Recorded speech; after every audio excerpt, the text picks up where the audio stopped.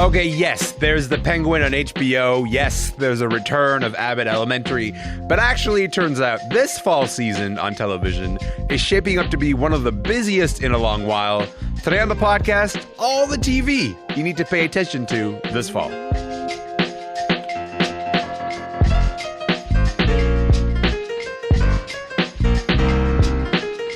I'm Elamin Abdul-Mahmoud. This is Commotion. I don't want to remind you of the bad times, the times when we had so little. But look, it was grim last fall on television. The fall season was looking rough because both the writer's strike and actor's strike were still happening when September began. This year, we are so back. There are so many shows. More than 120 shows, to be exact, are premiering over the next 2 months. New shows like HBO's The Penguin, or returning TV staples like the 24th season of Law & Order. To talk about what is coming to our TVs this fall, Saloni Gajar is here, Emily Longaretta is here, and Catherine Van Arendog is here. Saloni, Emily, and Catherine, welcome to the show, everybody. Hey. Hi. Hello. Here. I'm delighted that you guys are all here. Listen, Catherine, I'm going to start with you. And this feeling of abundance, okay? Because this fall looks like we're just going to get all this television, and last fall was so slow. Is it an unusually busy season, or am I just kind of comparing it to the dearth that we had last year? Yes and no. Okay. So, yes. Compared with last fall, we are suddenly in this place where it's like, oh, fall TV, it's a thing, it's happening. And so I think in our immediate memories, it feels very unusual. Mm-hmm. All you have to do is rewind just a little farther back, though, to the TV of truly just 5 or 7 years ago when we were like, fall TV, that's when all the TV happens. What's happening this fall? Seasons exist. Yeah. And so, yes, this does feel like an unusual glut of television, but I secretly am happy. My deep academic back to school heart knows that the weather should turn and TV should start. Right. That's the emotional cue is like, hey, it's September. It's time to get some new television going. I want to talk about this frame of like water cooler television. Look, I have not been to a water cooler in a minute, but the idea is some shows that get people talking about, and I know that this is one that you all wanted to talk about. Penguin, you waltzed in here like you mean something. We're in the middle of a gang war. Carmichael's dead. If we don't protect what's ours, we just look weak. The streets are talking again. They know there's only one man big enough to run this city. Only one man big enough to run this city. That's my impression of Colin Farrell. Okay, so what people, I should tell people, what you just heard is the trailer for The Penguin, which is starring Colin Farrell. It's going to be on HBO on Sunday nights. It's going to be in Canada on Crave. What I find fascinating, Emily, is that it's totally possible, I think, to watch that trailer and have no idea that this is a show that is set in the sort of Batman DC universe. The show comes kind of across as like this gritty kind of mafia drama. Emily, what do you make of that approach to making the show? I think that that's exactly it, right? You're kind of watching it wondering, what is this? And I think that exactly is the reason that people want to tune into it. I think that gritty darkness is something people really love. I mean, we've seen it time and time again that these dark shows do very well. The Batman, whether you loved it or hated it, the 2022 version that, of course, this Penguin was introduced in, did very well. I mean, people, again, loved it or hated it. People still went to see it. So this is a very dark show. And I want to put that out there as a disclaimer. As someone who's seen a few episodes, this is very dark and very violent. But people like that. There's an audience for it. Listen, I certainly like that. And I will say that, like, you know, when I saw the Christopher Nolan Batman movies, I was like, yes, I love this darkness. And then the 2022 Batman was like, hold my beer. We can get much, much darker than this. And that already sort of introduces this visual language that I'm like, I'm having a lot of fun with it. Saloni, I got to say, when I was watching the Batman, that, you know, and you see Colin Farrell in the Batman, your brain doesn't compute that is Colin Farrell in that role. He just looks and is acting in such different ways than you sort of expect him to act. How much is Colin Farrell the draw for the Penguin, you think? Yeah, I want to say partly he is. It is Colin Farrell. Yeah. But there's no guarantee anymore in the streaming era when every movie star is doing a TV show at this point. don't know how many people realize Colin Farrell was in another TV show this year, Sugar on Apple TV Plus, which took quite a few wild swings. Sounds like you just invented that show right now in the middle of this conversation. Exactly. So I want to say that he will still be, especially if you've seen the movie and you already enjoyed his performance. Yeah. Also, it is still a Batman prequel with a very famous villain. People are familiar with the Penguin, regardless of Colin Farrell. So there's a lot of things that'll draw them to it. For me personally, I was interested because I love Kristen Milioti, who is basically the second co-lead with Colin. And I'm, fascinated to see where she takes the show. So I want to say that Colin is the draw, but there's a lot of other things about it that I think and hope people will still enjoy. What I like about this is that Emily, who's seen a few episodes, is just smiling quietly to herself, being like, I shall not reveal anything that I know about what is happening here. Catherine, I want to talk a little bit about the placement of the show, because a couple of years ago when HBO was like, we are known as too prestige, we should get a new brand going and we'll call it Max and it will be for the people and not that prestige-y. And the Penguin was promised for the Max brand. And then we fast forward to now that the Penguin is arriving, this show is debuting in the Sunday night 9 p.m. slot that, HBO says this is our greatest time slot that there is. This is the prestige television time slot. What do you make of moving the Penguin into that slot? A couple things. Max has really not coalesced as a brand that anyone has any emotional attachment to. We were told it would be a dumping ground for IP, and people were like, great, it's a dumping ground for IP. That means nothing on it matters to me. Yes. And HBO is a name that people actually care about. And so the message really has been, we would like people to watch this show. And so the way to do that is to put it on Sundays at 9 p.m. Sugar, the Colin Farrell Apple show, in which there's a huge thing that happens partway through and people would have been yelling about it and been like, what the heck is happening on this show? I really want to tell you what it is. I got in such huge trouble for spoiling it in a headline on my website. I don't care. But like no one watched that show. I was yelling about it because if it had had the same kind of like we all watch it at the same time, people might have been like, oh my God, I can't believe. Yeah. But nobody did. And so this is the thing that they are trying to retain, desperately trying to hold on to in that time slot. I actually want to come back to that Apple TV idea in just a moment for you, Emily. But first of all, let me just ask you about another superhero series that is like, that one is not making any attempts to hide the fact that it's a superhero series. And that is, of course, Agatha All Along. I was tempted to sing the song, but I'm not going to do that to you.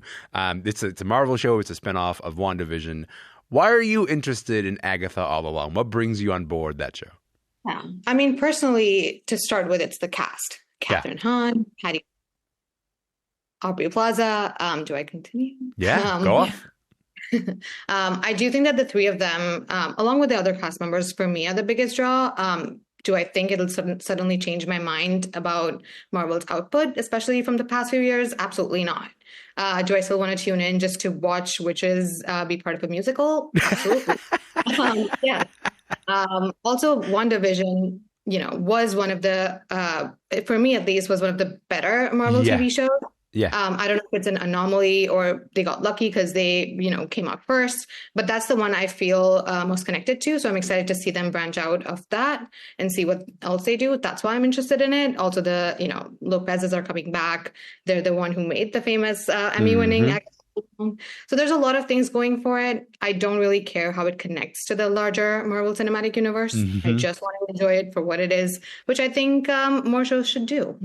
Well, I think that's the thing that made WandaVision work in the first place is that I wasn't watching this being like, how is this connected to the larger MCU universe? Is it connected? Yes, of course. Do I care? Not really. These characters, you get to sort of invest time in them. And literally the device where that show is, there's a bubble over this town. Anything that happens is super contained right here. It's it's not a bottle episode, just a bottle town, It's all the consequence.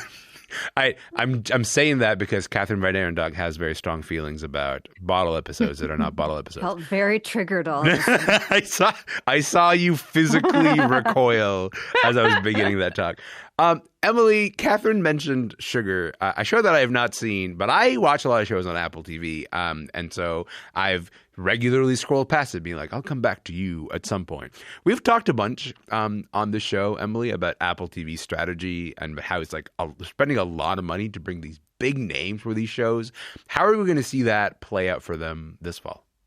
I mean, that's exactly what Apple does, right? They hope that people tune in and watch it, and they've seen some success with it, but a lot of their shows people aren't watching, and they are spending a ton of money on talent. The latest example I would say coming in the fall is Disclaimer, which is Alfonso Cuarón is doing his first TV show. Whoa. Cate Blanchett and Kevin Kline are the stars. I mean, Cate Blanchett is not cheap. We all know that. No. So that's one. And then Billy Crystal is doing a thriller called Before, which is just, there's that whole sentence is like, sign me up. But will people watch it? That's the big question. And then, of course, we see, the return of Slow Horses with Gary Oldman and Shrinking with Harrison Ford and Jason Segel. Like, there is names. If you're wanting to see celebrities and A-list talent, turn on Apple TV Plus. The problem is no one's turning on Apple TV Plus. I have to say, you dropped Slow Horses, a show that on this very show, on Commotion, Catherine Van Arendonk, was it a month ago, Catherine, that you're like, it's the most insane thing on television. Why isn't everybody watching the show? Yeah. It's a great show. So I mean, it is solid. I'm actually in the middle of working on a piece about like what dad TV is, and like Slow Horses should be on some kind of, pillar in the town square, right, of dad television. Yeah. And that show, I think, is when people turn on Apple TV, they are usually my dad who watches my screener account, and that is what he wants, right? Yeah. But I do think they have had this really hard time telling people that that's what their programming is like for the most part. And I don't know if they'll ever figure out how to turn that around. Let me just pause to reset us here. My name is Elamin Abdulmahmoud. This show is called Commotion. I'm talking with TV critics Saloni Gujjar, Emily Longaretta, and Catherine Van Arendonk about this new fall television season. Catherine, there's another show that you might think of as a water cooler show, and that is Monsters, the Lyle and Eric Menendez story. Tell me about that. Why? Well, the first season of Monster was a huge hit. It's a Netflix series. It starred Evan Peters. It's about Jeffrey Dahmer. It had Niecy Nash. It was one of those shows that I watched and I was like, well, it's another Ryan Murphy kind of true crime thing. And then the whole world was like, oh my God, we love Ryan Murphy true crime things. How have we never seen this before? And then everyone was like, you have. And they were like, we don't care. We like this better. And so I do think there is this, it's another Ryan Murphy show that's coming out this fall. We're all sort of expecting. The Menendez brothers is a very famous story. Of course, it's one of literally 4 new Ryan Murphy shows that is coming out within the space of 3 weeks. And at some point, the dilution of that brand, you have to suspect, will actually have an impact on a viewing public. Doesn't seem like it's happening yet, but I live in hope. Well, I will say this. Catherine said 4, but it's actually 6. I think there's some shows some of them are returning shows. Right, some, 4 new. Right. But that's wild, Saloni. Like the idea that there's 6 different shows made by Ryan Murphy that are premiering within the span of 2.5 weeks or so. That's pretty wild to anybody listening to this. Why are we living in Ryan Murphy's megaverse? What is going on there? What makes him so popular, you think? Yeah, I mean, honestly, Ryan Murphy has been a TV staple for a long, long time now. Yeah. But this is definitely wild because I don't think he's ever had 6 shows, like as you said, coming out in such a short period of time. Yeah. Over time, he's obviously, developed a pretty, I want to say, loyal audience because he has a formula. Whether he's doing true crime or medical or slasher, it's going to be melodramatic. You're going to immerse in it and you're going to forget about how soapy it is. In fact, the soapiness is probably what draws people to it. Which is it necessarily a good match for true crime? Probably not. But he still has Monsters, and he also has American Sports Story, which is finally coming out. So I think that at this point he just has that fan base that either is in, and know what they're expecting, or maybe they're tuning in hoping he'll find a way to subvert it, because that's why some of his original first shows were so good. Personally, I love Scream Queens because I think he found such a weird, creepy, fun way to talk about slashers. Has he done something like that recently? No. But maybe one of these 6, maybe Grotesquerie, You never know. You never know. I was going to say, like, first of all, when naming Ryan Murphy shows, I just don't think we name Glee often enough, and I'm just going to put that out there, okay? This is a Glee-friendly household. We're just going to start there. Is there a Ryan Murphy show, Saloni, where you're like, you know what? I'll watch that. I'm going to watch that this fall. I will watch Grotesquerie probably just to find out why it is what it is. That's why a Travis Kelce. We know that Travis Kelce has some role in it, but we don't know what the role is. An undisclosed role. Yeah. I'm curious to see why it wasn't just American Horror Story season 12 or whatever. Right. What makes it different? Niecy Nash Betts, forever reliable. Yes. For better or worse, she's teamed up with Ryan Murphy in several things. Yeah. So I'm curious to see when she's leading it, what's that like? And yeah, of course, Travis Kelce. Fascinating that Ryan Murphy launched Kim Kardashian in American Horror Story pretty recently. Now has turned to Travis Kelce. So I'm curious to see where it goes. It's the idea of Grotesquerie being sort of a separate brand than American Horror Story is also an interesting thing in and of itself. It's like, Ryan Murphy, you already have a brand that does this. You don't need another one that is like, it's the same, but maybe possibly darker. Emily, last word to you on Ryan Murphy. Is there a show where you're like, you know what? I'm going to sit down and watch it because you've given me so much, Ryan Murphy. Yeah, I mean, as someone who has to watch all of his shows, I would say I'm most excited about American Sports Story, Aaron Hernandez, because this has been a long time coming. Yes. We've been hearing about American Sports Story, I feel like, for a decade. And so the Aaron Hernandez story, while the Menendez brothers happened so long ago, Aaron Hernandez was so recent. And even now, I mean, we saw them talking about Aaron Hernandez, making Aaron Hernandez jokes at the Tom Brady roast. So it's still such a relevant topic that people are talking about. Also, because there's so much mystery around why things happened the way they did, whether it was CTE, whether it was abuse, whatever it was.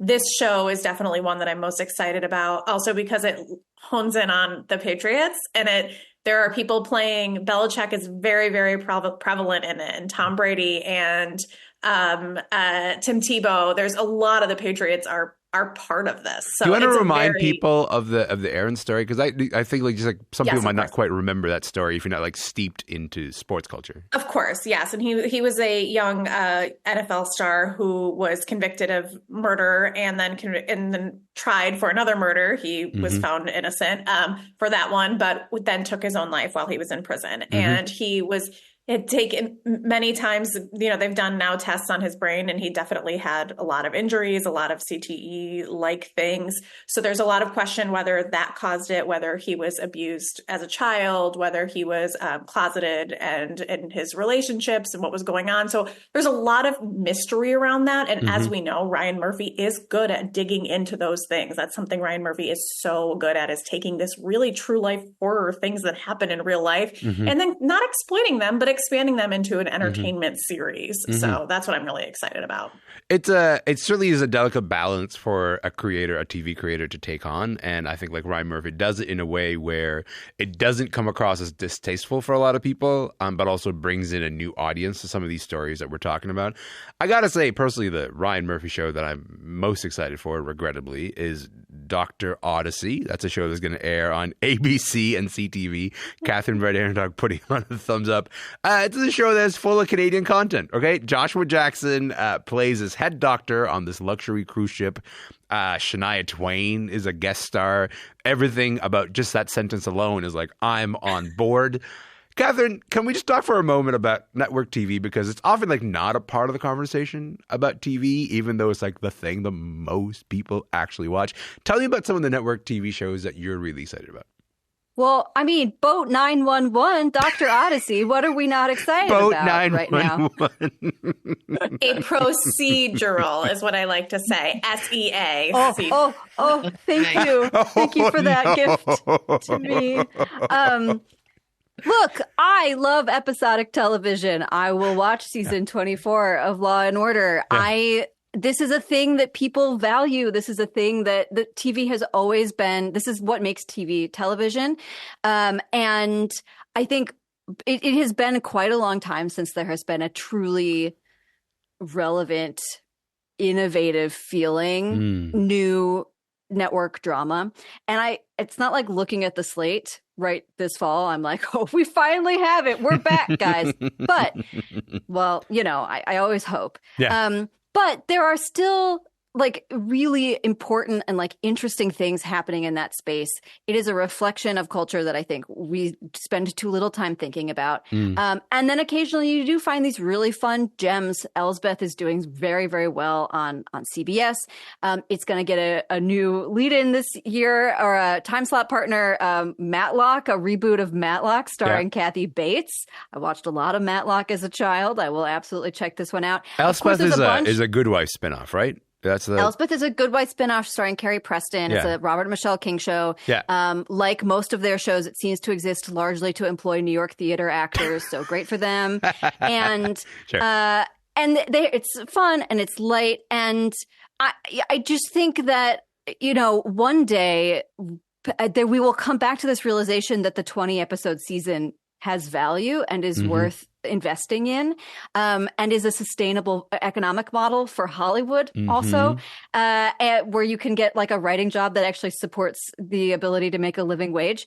And so I continue to watch these shows and be excited about the couple of them that are not called something like Murder in a Small Town, although I will also watch Murder in a Small Town, you know? Let's go run the table real quick, but network shows we're excited about. Emily, first word to you here.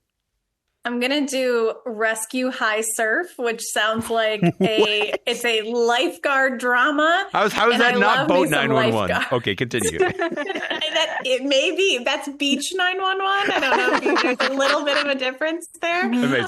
So I would say that one, as someone who watches 9 hours of Dick Wolf a week, I am still very much on board with all of the Dick Wolf shows. So I will give them a shout out. And Scamanda, the docuseries coming to ABC based on the podcast that is absolutely wild. So that will be my other pick. All right. Saloni, what about you? Network television you're excited about?